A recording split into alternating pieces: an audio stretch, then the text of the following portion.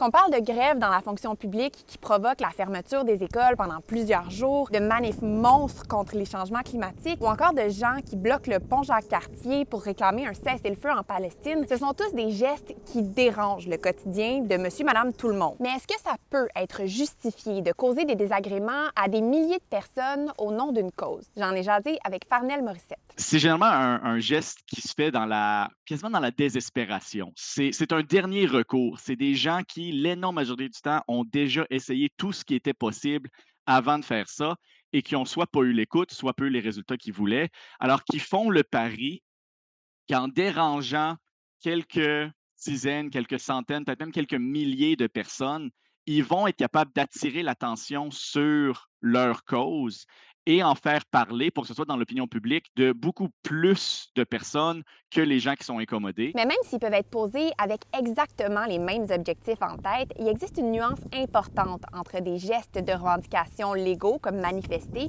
ou faire la grève et des actes de désobéissance civile. Quand on commence à faire des manifestations avec des gestes illégaux, c'est là qu'on peut commencer à parler de désobéissance civile. Par définition, la désobéissance civile, au sens classique, elle est non violente.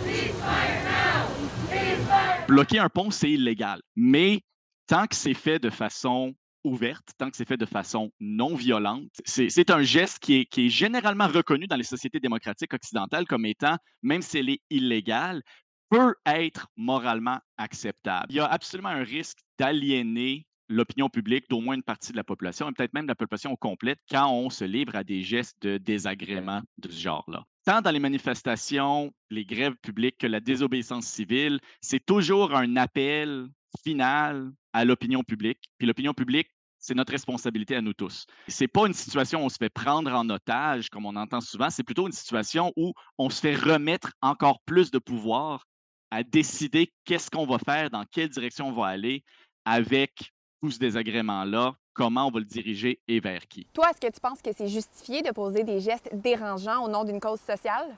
Dis-nous ça dans les commentaires.